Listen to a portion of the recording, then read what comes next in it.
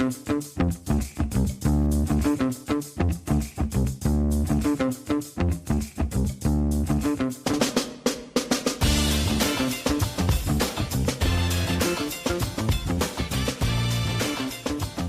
back to a new episode of Podcast on the Brink, and it's an episode of Podcast on the Brink that has been a long time coming.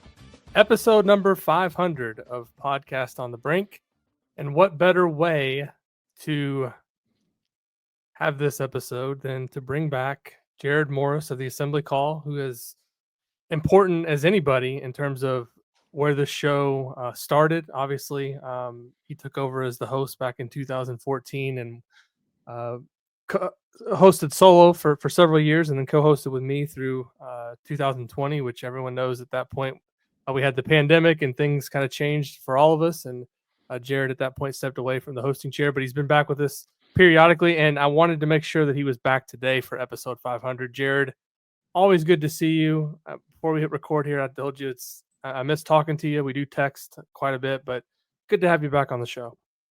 Man, it is good to be here. Good to be here. 500 episodes is a crazy number. I mean, we got Crimson Cast out there. They're going to get to like 1,500 because Galen's posting something like every day during football season, and we passed 1,000 last year. But man, getting to 500, especially with kind of the weekly rhythm that you've been on, it's great. It's a huge achievement. I'm very, very proud to have been kind of a small part of it there for a while. And it's, I come here today feeling really, really grateful still for the opportunity that you gave me. And I use this example actually a lot with the business owners that I teach, because I teach marketing and teach audience building for my day job. And I often use the example of, when we first started with the Assembly Call, people didn't really know who I was or who Andy was or who Ryan was. Like, we'd built a little bit of a following up. But I think the fact that you had me on the podcast, that you trusted me to help host the podcast, really introduced us to a much wider audience of people. And because you had built up so much trust and authority in the space, I think people said, well, okay, if he trusts this guy, let me listen to them and check them out. And I think it was really a huge part of what helped us early on, to build the audience that we have. So I've always felt just really, really grateful to that. And plus it was a lot of fun, and we had a lot of really good episodes, together. And your audience, as smart and engaged with IU basketball as it comes. So it was just a great experience. I wish I could have kept going. But as we were talking about, especially when you start to have a family and, things change, your priorities have to change a little bit. But yeah, it was always a lot of fun hosting the show. Absolutely. We're going to get into co-hosting the show and some of the memories that we have from that here in just a second. But before we do dive into this episode, I wanted to remind everyone that Visit Bloomington is a proud partner of Podcast on the Brink and Indiana University Athletics. Right now, Visit Bloomington is giving you and one friend the chance to score free Hoosier basketball tickets. Go to visitbloomington.com/contests and enter IU men's basketball giveaway. The winners will also receive a free gift card to Buccetto's Pizza and Pasta. The website, once again, is visitbloomington.com/contests. Terms and conditions apply. See site for details. And I was on there just a second ago before we got on this episode and was looking at the games that they're actually giving away tickets for. There's a game December 21st against Chattanooga. So if you're looking to get to a game, be close to Christmas time, a good opportunity maybe to win some tickets to that game. And then they're also giving away tickets to the UCLA game. So that's another one that I'm sure you'd want to be in Assembly Hall for. So make sure to, again, enter that contest. It's free to enter. And our friends at Visit Bloomington, we're very thankful for their sponsorship of the show this season. Jerod, before we dig into this episode, you do like to go back to Bloomington every once in a while. I know you guys have talked about maybe getting back there this season with the Assembly Call crew. When you go back to Bloomington, is there a spot or two that you are thinking about in the weeks leading up and say, I have to get back to this spot or see this thing? I love Bloomington. Grew up there, still feels like home when I'm there. And of course, there's only one answer to that question, Alex, and it is Shalubi's. Getting the soggy Reuben from Shalubi's, always a classic. There's going to be like 10% of people who get that reference, and everybody else is going to be like, what?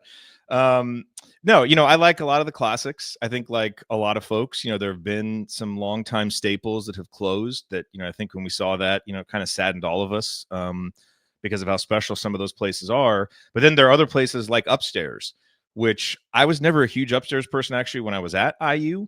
But just some of the renovations and kind of the new things that they're doing there. They hosted our meetup last year They've got the old scoreboard up there now. So I love going there. I mean, I just like walking up and down Kirkwood. Whenever I'm in Bloomington, everybody's like, okay, how are we going to ride? Are you going to drive? You can take an Uber. I'm like, man, I'm walking. I love walking this city. So I just love being back. It always feels like home. Yeah, some of my best memories from, I've told people this before. I started out at IUS down here in New Albany, went to Bloomington for a year and a half, and then finished back down at IUS. And some of my best memories of my time at IU were just walking across the complete campus, going to class, and just listening to music, watching the leaves change in winter, the snow on the ground, just all of the different buildings and the architecture there, and just the atmosphere around campus. I always tell the students that are writing for Inside the Hall, stay in school as long as you can. I'm not saying go on the 7 or 8 year plan, but if you can squeeze an extra semester out, or you can,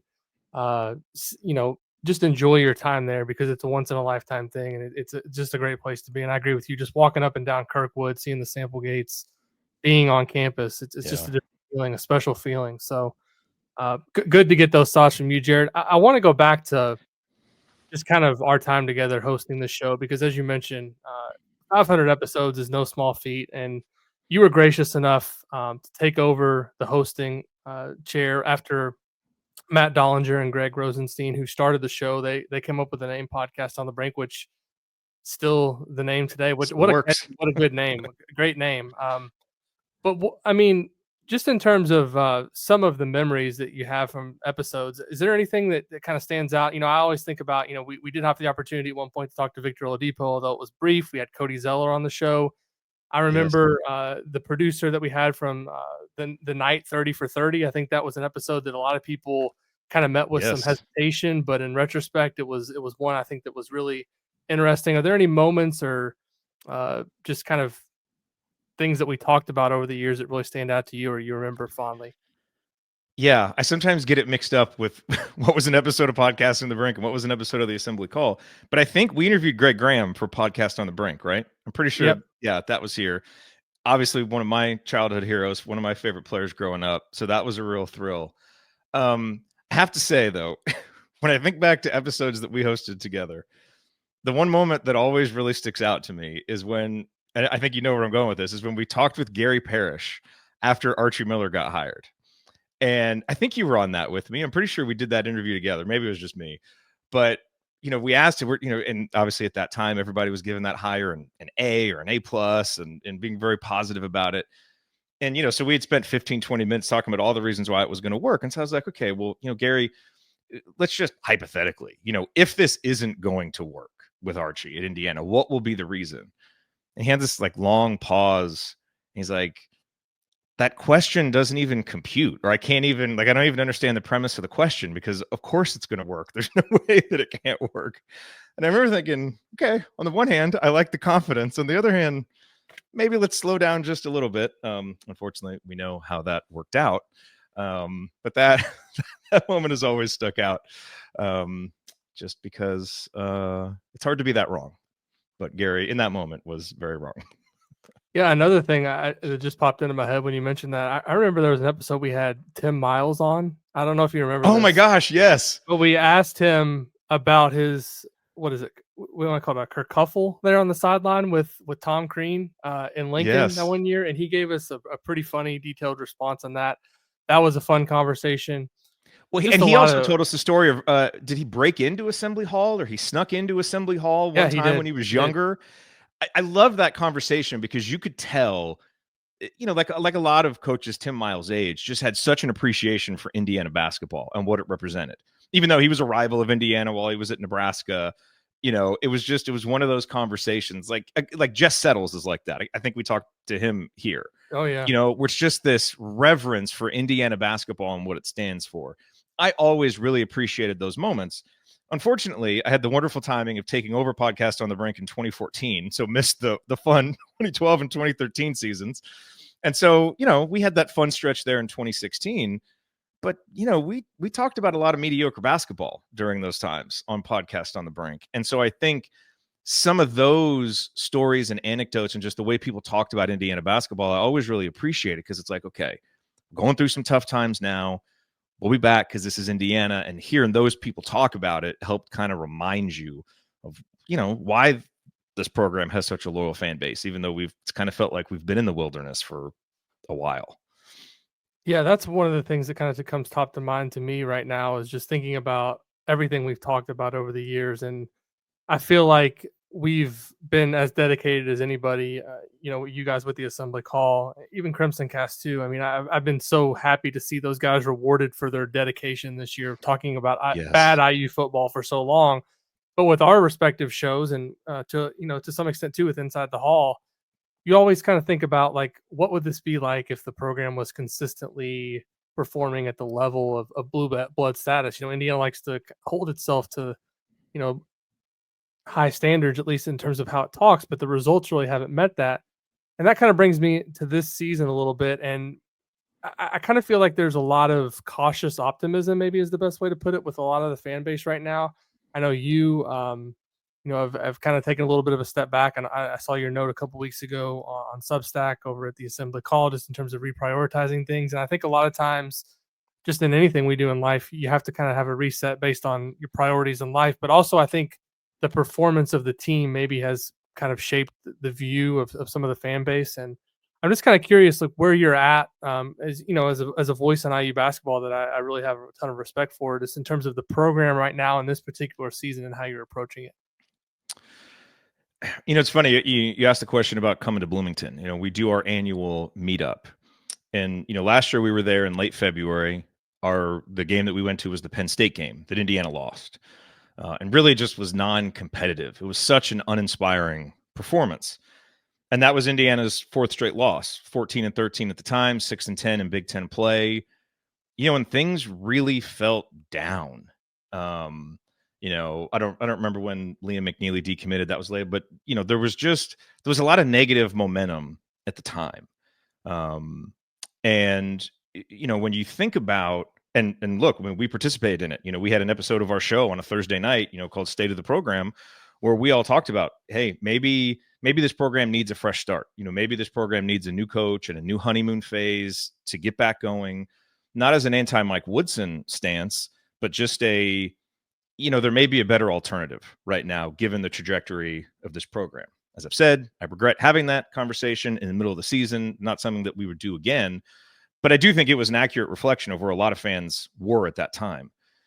And so it's really interesting to reflect back on that, how we felt in Bloomington at that time, how we felt when we had that episode, and then to think about Indiana won their last 4 games. They really rallied together in the regular season, played much better basketball, really played together and had some inspiring moments, I think, during that stretch. They beat Penn State. They got blown out by Nebraska and what was just a terrible matchup for them last season. And then you enter the offseason that had a lot of question marks. I think a lot of really valid, reasonable question marks about, okay, what direction is this going in? We don't have a recruiting class right now. We're losing some key pieces. We've really struggled to get guard play. What's going to happen? And I think everything that has happened since then, you kind of have to look at and say, okay, that was positive. Okay, that was positive. Okay, that was positive. And so, they've lost a couple of long-term recruitments that I think we all would have liked to get. Outside of that, I think you really have to give the staff and the program a lot of credit for, kind of reaching, hopefully it was a bottoming out phase. Hopefully things don't get that bad again. And then bouncing back and rebuilding a roster that absolutely has the talent and the balance to compete for a Big Ten title. I think we don't have that much evidence right now from the team, a couple of exhibition games, 3 regular season games. But by this point last season, we knew there were problems. The performance against Florida Gulf Coast, the performance against Army, it was like, okay, boy, this team may have a lower floor than we think. And it ended up, being even worse, I think than people thought or than people feared, and injuries had a part to do with that. But I think what you've seen now through 3 games is, okay, this team isn't perfect. This team has things to work on, but because of the talent and because of some of the things that they can do, they've really got a chance to have the kind of bounce back season that you need. When you have a season as bad as last year, you really need to bounce back with some authority the following season. And so I think everything that's happened, I think as an Indiana basketball fan, I understand kind of wanting to take a wait and see approach and, hey, what does this look like in Big Ten play? What are things looking like in January and February when we hit adversity? How do we do? But everything that we've seen so far, I think, gives you a lot of reason to feel positive. I did not think that we would be here in February of last year, and I could not be happier to be wrong about that, because they've done the work and taken advantage of the current environment of college basketball to rebuild things to a point where I think they're going to put a good product on the floor this season, and I'm excited to watch them and see how it evolves.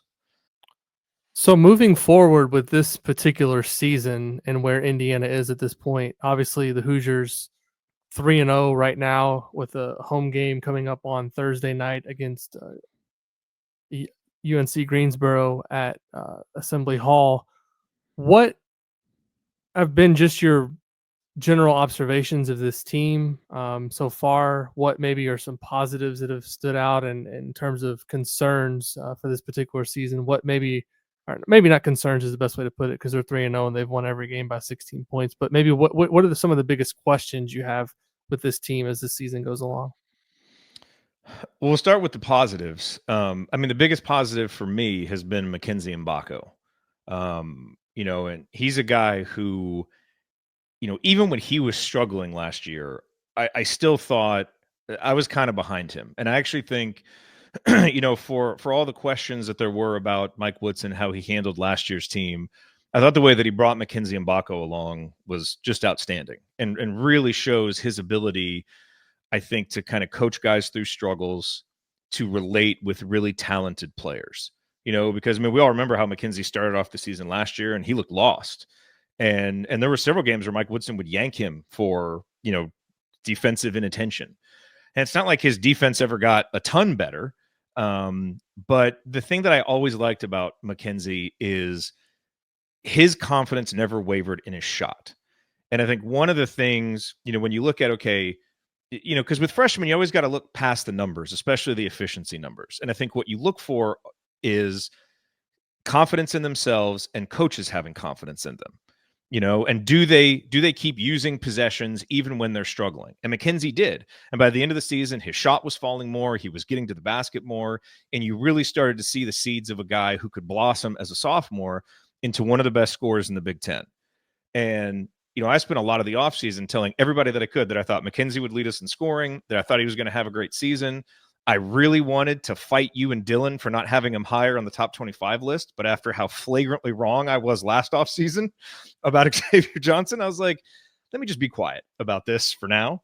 But I think the reason why I was so confident in Mackenzie is again, when you see, think about when Victor Oladipo was a freshman.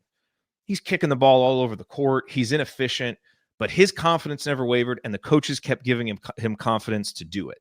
Jalen Hood-Schifino, I mean, he would think about the game he had at Maryland where he was like 1 for 12 and completely shot Indiana out of the game. But then you think about the game that he had in West Lafayette when he wins the game for Indiana. And so, so Mackenzie kind of profiled as that kind of freshman to me. And so seeing him blossom here early has been great. And it's easy to say, well, they haven't really played anybody. A lot of guys, his true shooting percentage right now is 83%. A lot of guys couldn't do that in a shoot around. So he's made big strides. Obviously, has to continue doing against better competition. That's the caveat for all this stuff. But very, very optimistic about him. And then I think the other thing that you have to be optimistic about is just the guard talent. Now, it hasn't always been very polished yet. Miles Rice has turned the ball over some. Cannon Carlisle has kind of been his inconsistent self, which he was at Stanford. But I feel the same way about Cannon Carlisle that I felt about Mackenzie Mbako, which is, he had some huge games last year for Stanford. And even through his struggles, he was still using possessions. The coaches still trusted him enough. Those are the kind of guys that really blossom as sophomores. But what you like to see is Indiana having creation, penetration ability, scoring ability from 2 and potentially 3 guard spots when Trey Galloway is out there on the court. Last year, they didn't have that. You either had a very compromised or injured Xavier Johnson and a guy who wasn't playing with a lot of confidence. Trey Galloway obviously blossomed toward the end of the season. Gabe Cupps got forced into minutes he wasn't ready for, and it just stunted everything. There just wasn't a lot Indiana could do offensively. And this year, they've got so many more dimensions, so many more things they can do with the guards, and you have to be able to do that. And so that's going to complement what we already know they can do with Malik Renew and Umar Ballo And no one doubts Mike Woodson's ability to put together an efficient, post attack on offense. So I think when you look at that stuff from an offensive perspective, I think this will be the most efficient and explosive offense we've had with Mike Woodson. It's the most balanced. I would like to see them shoot more threes because I think they have the guys to do it. I'm not worried about Luke Goody's shooting. He's got an established track record. I think McKenzie can be a 40+% guy. One of the big question marks is what kind of efficiency do you get from Miles Rice, Kanan Carlisle, and Trey Galloway? I believe that all those guys can be at minimum 33% three-point shooters, in which case, the volume should go up. So that's the one thing I'd like to see offensively. I think where the questions are really is more defense. And I'm willing to be very patient with that because, we've seen this kind of Mike Woodson defensive style be one that new guys have it takes a little bit of time to pick up. But I think if there's one negative that you take from the South Carolina game, it's kind of the ease with which they were able to get open three-point looks. And that continues to be an Achilles heel for Indiana defense, dating all the way back to Archie Miller, where we just kind of know that if teams want to get three-pointers, they're going to be able to get them. And if they get hot, sometimes it's like there's nothing that we can do about it. And so, that kind of continues to be my one big macro question about the program is at what point do we start taking more advantage of the three-point line on both ends of the court? Because most nights it kind of feels like we know we're going to be at a mathematical disadvantage. And many times we're good enough to overcome it. Why not just do it all? And so that's the question. I think the rebounding, Umar Ballo has, I think, going to help solidify that some, but so there's some questions there, and just with all these guys gelling together, but it seems like a deeper, more athletic bench. There's a lot more pieces. They have more lineup flexibility.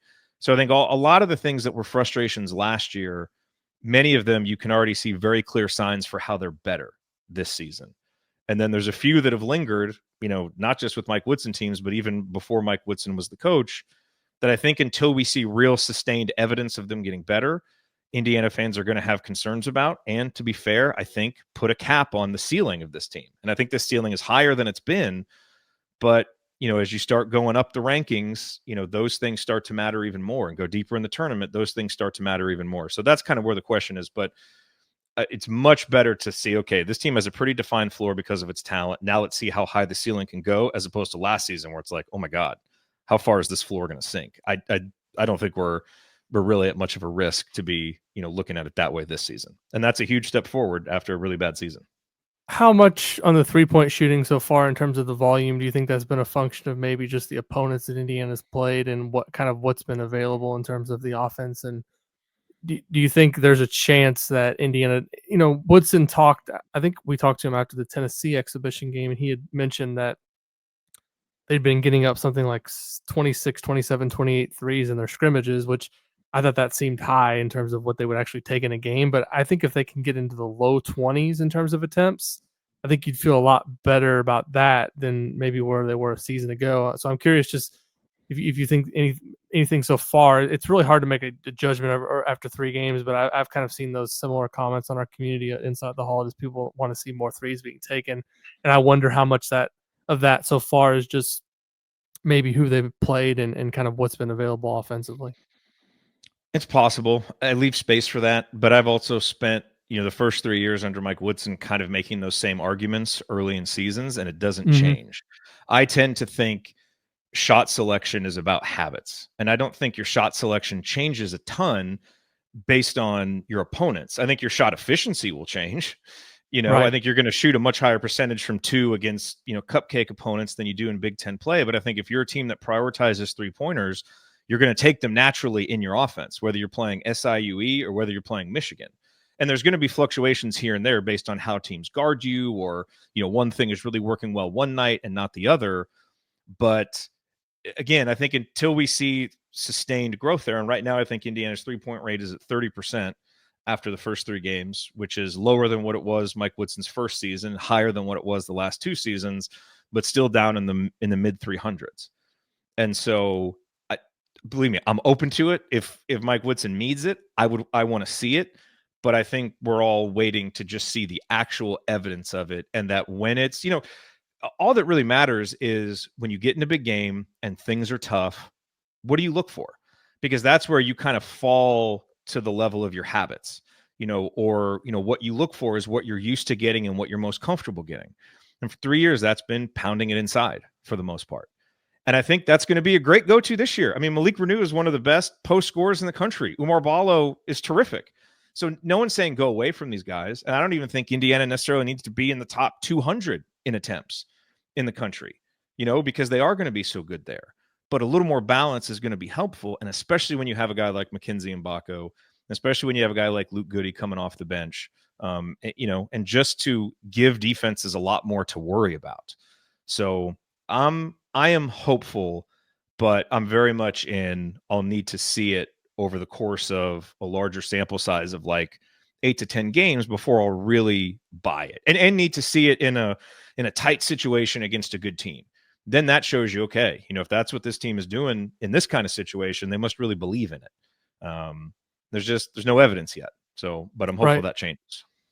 Yeah, one thing that is different from last year is just the way they're beating teams, at least to start the season. We saw last year where they kind of had a tough time putting teams away. And I think we saw that to an extent against South Carolina. It was like they let them maybe hang around a little bit longer. I think if a couple of those Luke Goody shots that were wide open go down, that game maybe feels completely different, because I think Indiana could have punched the lead out a little bit further than it was able to.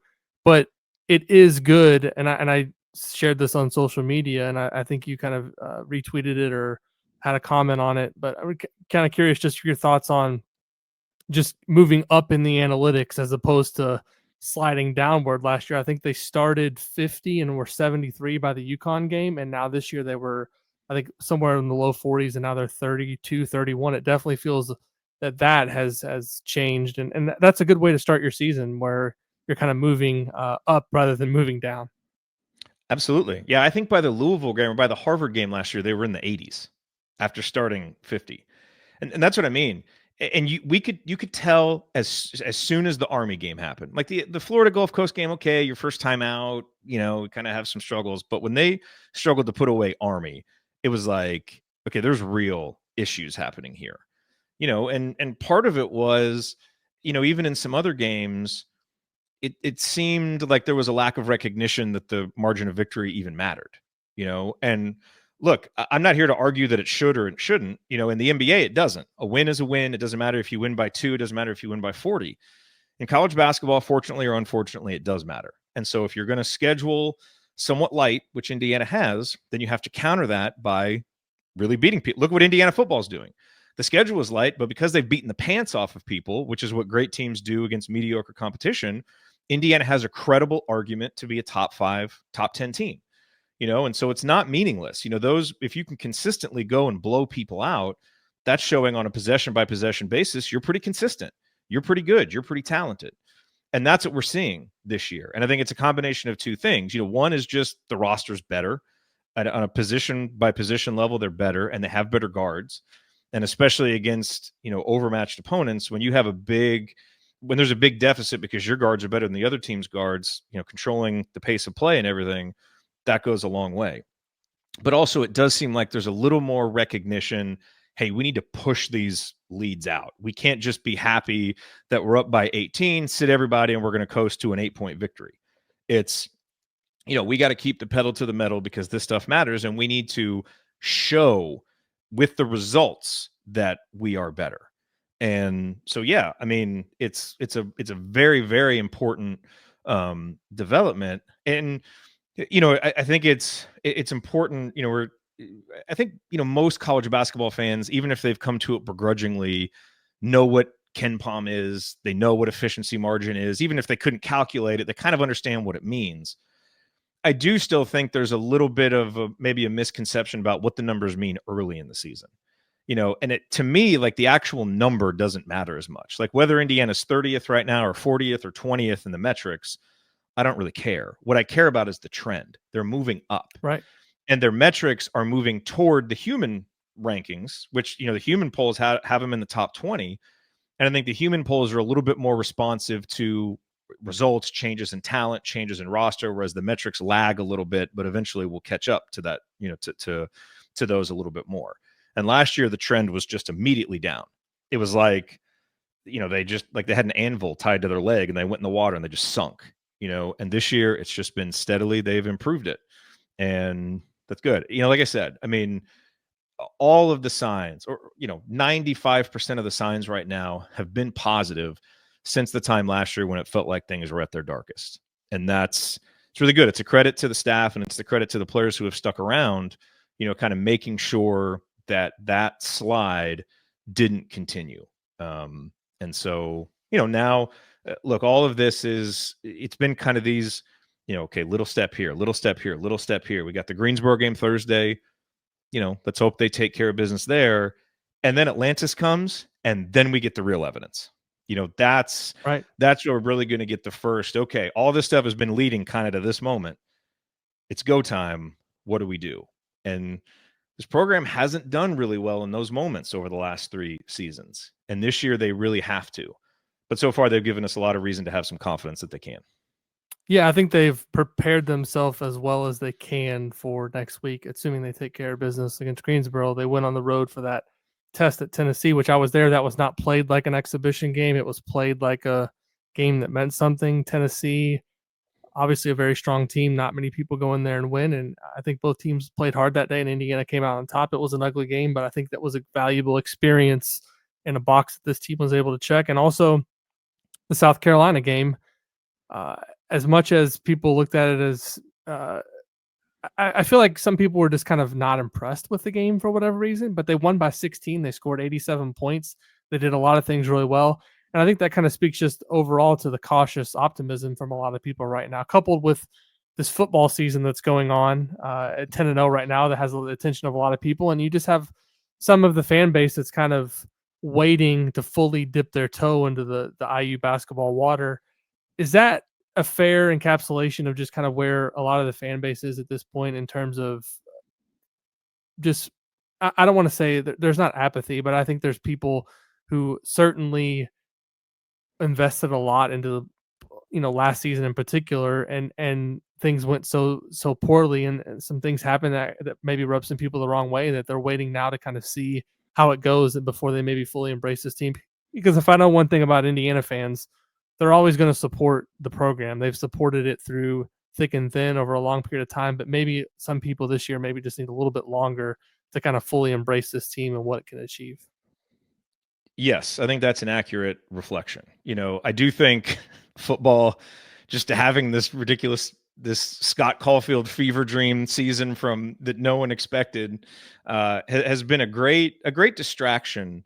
I think for a lot of fans, again, totally unexpected, so much fun, and so people have been able to focus there. I think even without football, the offseason and early part of this season was going to feel a little bit different. Last year was a weird season.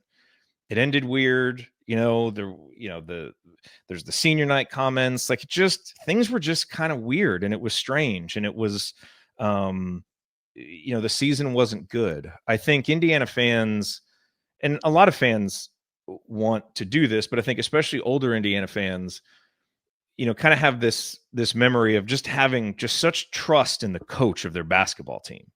And I think part of what last season did is it really, after a couple of successful seasons for Mike Woodson, taking important steps, getting back to the tournament, being up there, competing with Purdue in the Big Ten. I mean, Purdue won it by 3 in his second year, but Indiana was still, relatively competitive in those games and in the conference. It felt like, okay, now maybe it's not quite that good, but hey, let's see the coach navigate through some struggles.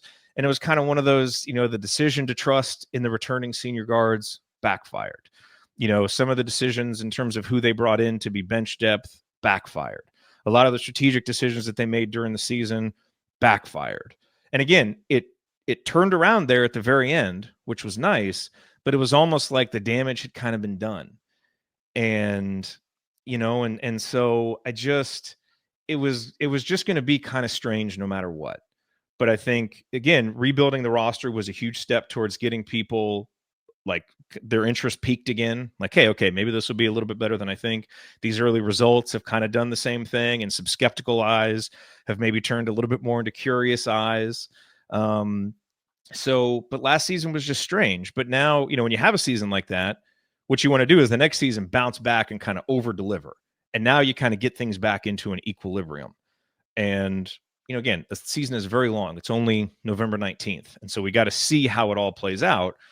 But if you were going to say, hey, they have to bounce back and over deliver this year, there's not much more they could have done by November 19th to make you think that it's possible. Right. So all you can do is just say, okay, look, my mindset is, and again, I talked about this, February of last year, we had that show where we said, maybe it's best for Indiana to find a new direction, a head coach.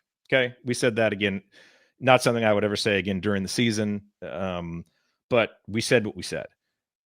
But once Mike Woodson is announced as the coach coming back, that's my coach. I want him to succeed. I'm going to support whatever is there. And so let's take the full evidence of this season, and then we can reassess things. I think when you have a season that bad in year 3 and you didn't really kind of over deliver in years 1 or 2, and it kind of felt at the time like the recruiting momentum is down, a school with Indiana's expectations should be having discussions about, okay, what is the direction of this program? Now, if the decision is, hey, let's give this another season and let's see it, then let's see it and let's see the full evidence. And so I think most people are taking that mindset with it. And now, to your point, if they keep going out and delivering, these good performances, and it's a more fun brand of basketball. I mean, Indiana's in the top 25 in offensive tempo right now. They're playing a fun brand of basketball. You've got emerging stars. This is the kind of team that people rally behind. And this is the kind of team that gets that positive momentum going. And it's a huge, huge credit to the staff, I think, for being able to rebuild that and get that going again. So, the circumstances of this season were always just going to be a little bit odd. And, I think that probably means that the fan base, I think you kind of tell with the reaction to the first half against Eastern Illinois, that the fan base is going to probably be pretty quick to jump to some pessimism if given that evidence. But the team so far has done a good job of making the overwhelming weight of the evidence be positive. And the more that continues, the more that you're going to see the fan base, I think, kind of react in a more normal way that you would expect. And if that ends up turning into a good season, then we can put last season in the rear view and kind of move forward. It just felt like things were very, I don't know, kind of factionalized. And it's almost like you've got the ardent, don't criticize the coach supporters over here, and then the other people that are criticizing things. And it's like everybody's shouting at each other, and it's like, this isn't good. This isn't fun. No, I like, let's come together, like how IU football is this year, right? It's like everybody's moving in the same direction. So here on November 19th, it feels like we're getting back to that a little bit, but it's going to take more. And I think that's fair because, there have been some things that have happened over the last few seasons that have given fans, I think, reason to pause and wonder, is this the best that we could be doing? And it is, to a certain extent, up to the coach to emphatically show with evidence on the court that, yes, this is what we can do. And so far, so good. And hopefully that's what we see the rest of the season. Very well said, Jerod. Last thing I want to talk to you about on this episode, we're going to leave on a very high note. Just, I know you're somebody who grew up around IU football. I know you've followed the program closely for a long time. Just what maybe has it been like watching this from afar, and how invested are you in this team and what they've accomplished so far, and how much are you looking forward to kind of the weeks ahead and what this team has ahead of it still? Hugely invested. Growing up, IU football was just as much of a passion for me as IU basketball. My dad came over with Bill Mallory in 1984, stayed there until 1993. Was part of some of the best Indiana teams that we've ever seen. The last time we beat Ohio State, we were there in 1988. Indiana beat Ohio State in 87, the darkest day in Ohio State football history. And I always remember, being a little kid running around the football offices, and right outside of Coach Mallory's office, he had that headline framed, the darkest day, right outside of his office, because it was such a big victory.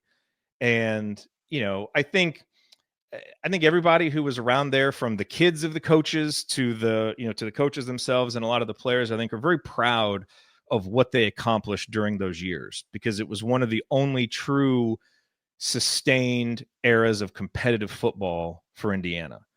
And so I think when you see now what Curt Cignetti is doing, one of the things that comes to mind is how different the era is.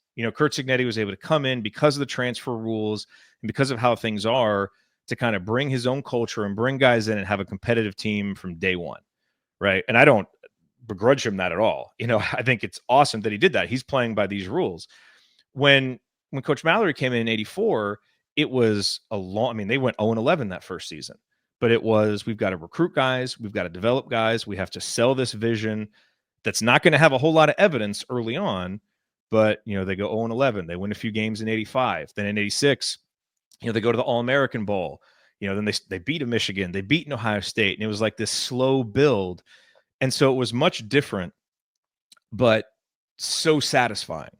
And so, I think for some of us, you see Indiana succeeding like this.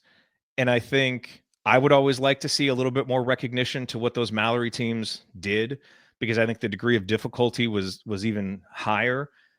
But for Curt Cignetti to come in and breathe life into a football program that really felt moribund and that has not achieved this, but where there was a real sense of urgency because of how college sports is changing to get Indiana football competitive, to do this and to make it this much fun and this entertaining and engaging a brand of football, it's just been awesome, and it's not to say there weren't some good times under Tom Allen, but it was time for a change. And I think, even for folks like me that have had a bit of an up and down history with Indiana football, because after we left and after the way Coach Mallory was fired, it took me a little while to get back around to IU football, just because, personally it was like, well, my Indiana football isn't here anymore. I don't recognize what's here. It never felt that way about basketball, but definitely felt that way for a while about football. This is everybody's Indiana football. And it's, and so I think it's just been so much fun. And I'm ready for that stupid streak against Ohio State to end. And this feels like obviously one of the best chances we've had to do it. And if they can do that and go 11 and win in Columbus, I don't even know what world we're living in, but I just want to stay in it because it's truly great. And it seems to be breaking the brains of a lot of people who analyze football and who cheer for football in the South. And if we can break their brains even more, let's do it, because that's wonderful. Yeah. My only, and I don't want to obviously get into a long discussion about this. I've seen some of that. I think the only criticism that you could give Indiana football at this point is who they played in the non-conference, because those are really the only games that they picked. And I understand why they scheduled like that, because who could have seen a season like this coming? The goal before the season was get into a bowl game and get some momentum going.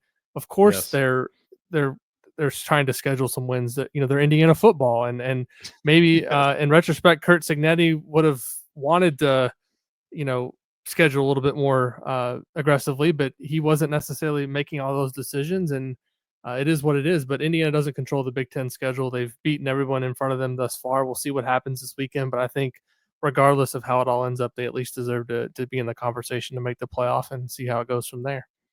Absolutely, man. College football playoff game with Indiana football. It's amazing. It's so much fun. But the point you made, the reward for the people who have stuck with Indiana football forever is so great. The longtime fans who have been through a few ups and so many downs, people like Galen and Scott who have just stayed committed to providing content about the program. People like Jeremy Gray who have worked behind the scenes, even when there weren't a whole lot of rewards for doing so. Don Fisher, who's had to announce so many bad games. I am so happy for all those people. Because sports can really be pain, for so many moments, and especially Indiana football. But then when you actually get to experience the joy and the payoff, kind of makes it all worth it. So we know that from 2015, from 2005, finally winning a World Series, which seems like, 8 eons ago.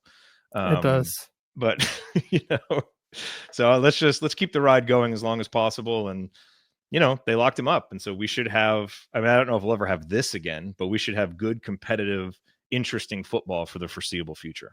And that's a good thing. For sure. It's a great thing. Well, Jerod, thanks for carving out the time today to come back on the show.